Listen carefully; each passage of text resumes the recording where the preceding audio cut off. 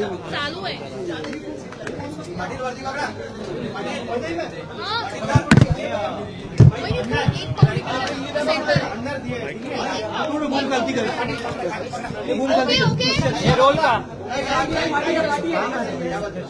ते इकडे या म्हणतात ते इकडे.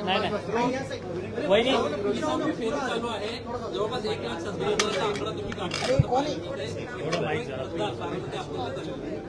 हा हा रेकॉर्ड ब्रेक बूम खाली घ्या. खरं तर दादानंतरची ही पहिली निवडणूक आहे. मला कधीही वाटलं नव्हतं की मला अशा प्रकारच्या निवडणुकींना फेस करावं लागेल. मन खरं तर खूप भरून येतंय. पण आज बारामतीकरांनी जो दादांवरती विश्वास दाखवलेला आहे, प्रत्येक बारामतीकरांनी दादांनी केलेल्या विकास कामांचं प्रतीक म्हणून आज त्यांना जी भावांजली वाहिलेली आहे असंच मी म्हणेल. कारण जे मतदान आहे ते बारामतीकरांनी आदरणीय दादांवर दाखवलेला विश्वास, त्यांनी आजपर्यंत केलेली त्यांची सेवा आणि दादांनी केलेलं जनतेवरचं प्रेम हे त्यांनी त्यांच्या मतातून दिलेलं आहे.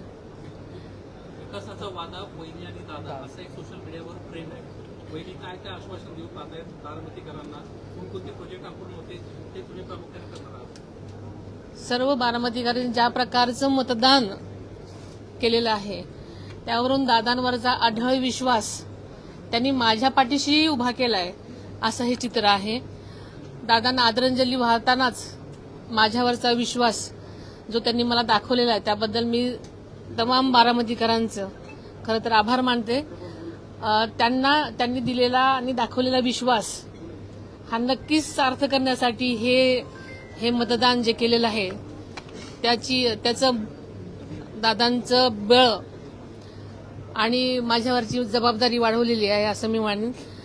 आणि आपल्याला सगळ्यांनाच माहिती आहे की मी जे हे पाऊल उचललेलं आहे आजपर्यंत बारामतीकरांना अजितदादांनी ज्या विकास कामांमध्ये विकासाची स्वप्न दाखवलेली आहेत, अनेक त्यांच्या गोष्टी आहेत आणि ते पूर्ण करण्यासाठी आम्ही बारामतीकरांबरोबरच माझी जबाबदारी आता वाढलेली आहे आणि ती नक्कीच पूर्ण करण्याचा विश्वास बारामतीकरांना वाटतोय.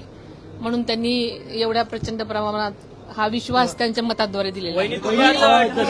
बारामतीकर तुमच्या मागे उभे राहिले तसं अख्खं पवार कुटुंब ठामपणे तुमच्या मागे उभं राहिलं होतं या कठीण प्रसंगात. वहिनी तुम्ही ट्विट सुद्धा केलंय की विजयानंतर कुणी गुलाल उधळू नका, विजयात जल्लोष साजरा नका करू. काय नक्की तुम्ही संदेश? हा जो विजय आहे खरं तर बारामतीकरांना अशा प्रकारची निवडणूक हवीच नव्हती. कारण बारामतीकरांनी त्यांचं मतदान केलेलं आहे ते स्वतःच्या मनामधला विश्वास, प्रेम आणि दादांच्या प्रती जी त्यांची भावना आहे ही त्यांच्या मतातून व्यक्त केलेली आहे. आणि म्हणूनच हा जो त्यांचं मत आहे हे अनुभवायचं आहे. ही खरं तर निवडणूक किंवा ही वेळ ही जल्लोषाची नाही, ही तर सगळ्यांनी मिळून एक प्रकारची आदरांजली देण्याची आहे. म्हणून बारामतीकरांनाही हेच वाटतंय.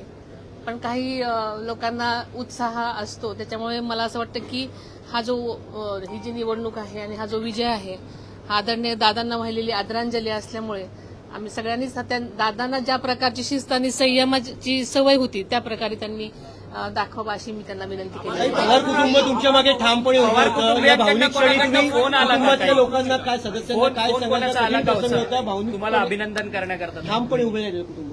बारामती हे माझं कुटुंब आहे आणि सगळ्याच माझं स्वतःचं कुटुंब सुद्धा ह्या सगळ्याच ह्याच्यामध्ये सामील झालेलं आहे. तुम्हाला माहिती आहे की आदरणीय पवार साहेबांनी सुरुवातीलाच उमेदवार न देण्याचा जो त्यांनी प्रयत्न केलेला होता हीच त्याची मागची भावना आहे. आणि संबंध माझं कुटुंब आणि बारामती हे माझं कुटुंब आहे, त्याच्यामुळे सगळेच ह्याच्यामध्ये आता मी जेव्हा बारामतीला जाईन तेव्हा नक्कीच सगळ्यांमध्ये जाणार आहे, दौरा करणार आहे. पवार साहेबांकडून वगैरे आला का शेवट नाही तर ही सुरुवात आहे. काय नेमका यातून संदेश तुम्हाला द्यायचा आणि महाराष्ट्रात अशा पद्धतीनं हा संदेश कशा पद्धतीनं तुम्ही स्वतः पोहोचवण्याचा प्रयत्न कराल? खरं तर अशा अचानक झालेल्या आघातामुळे ही निवडणूक किंवा मला कधीही वाटलं नव्हतं की मी आपल्यासमोर उभी राहीन. पण आज जनतेने टाकलेला जो विश्वास आहे तो सार्थ करण्यासाठी मला ती जबाबदारी पार करण्यासाठी मला आज सगळ्या बारामतीकरांची स्वप्न साकार करण्यासाठी आज मला जी जबाबदारी आहे ती पूर्ण करायची आहे. आणि त्यामुळे मला असं वाटतं की ही सुरुवात आहे माझी. पवार साहेबांकडनं फोन वगैरे आला का पवार कुटुंबियांकडनं तुम्हाला शुभेच्छा? अपक्ष उमेदवार जवळपास 22 उमेदवार उभे होते. सर्व भुईसपाट झाले आहेत आणि बारामती पवारांचीच राहिलेली आहे. बारामतीकरांचा हा खरोखरच विश्वास जो आम्हा कुटुंबियावर आहे. कारण आजपर्यंत आदरणीय पवार साहेबांनी, आदरणीय दादांनी, सुप्रियाताईंनी सुद्धा ज्या प्रकारचं काम आणि ज्या प्रकारचा विश्वास आणि ज्या प्रकारची सेवा केली आहे, एकंदरच बारामतीकरांचा आमच्या सर्व कुटुंबियावरती विश्वास आहे आणि तो विश्वास आज त्यांच्या मताद्वारे त्यांनी दिलेला आहे. भाजपला देखील चांगलं यश आहे. बंगाल आणि बंगाल, आसाम आणि मला वाटतं पॉंडिचेरीमध्ये सुद्धा अतिशय चांगल्या प्रकारे एनडीएला मतदान झालेलं आहे. आणि आदरणीय मोदी साहेबांच्या मार्गदर्शनाखाली एनडीए पक्ष, एनडीए जे अलायन्स आहे ते नक्कीच आघाडी करताना आपल्याला दिसत आहे. त्यांचं मार्गदर्शन असंच सगळीकडे राहणार आहे. एक बार हिंदी में बता दीजिए, बारामती के चुनाव हुए, जो आंकड़े सामने आए उसमें हमने देखा कि एक तरफा जीत जो है वो हासिल हुई है. कैसे देख रहे हैं बारामती के इस रिजल्ट को और इस आंकड़े को? ये जो बारामती की जो इलेक्शन हुए हैं, खास करके बारामती जो है उन्होंने दादा के प्रति जो विश्वास, जो उनका प्यार और वो दादा के प्रति संवेदना इस वोटिंग के द्वारा दी है, ऐसा मेरा मानना है.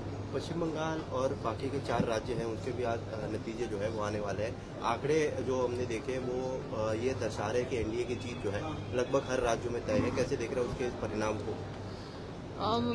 मैं सबसे पहले मोदी अपने पंतप्रधान मोदी जी को मैं अभिनंदन उनका करना चाहती हूँ कि पश्चिम बंगाल, आसाम और पौंडीचेरी में एनडीए की सरकार आ रही है और लोगों के प्रति उनके लिए जो विश्वास है वो बढ़ रहा है, ऐसा मुझे लगता है.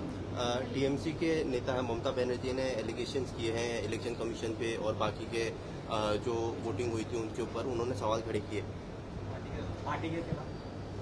हर कोई अपने अपने जो लगता है वो तो बोलेगा ही. थँक्यू. अभिनंदन.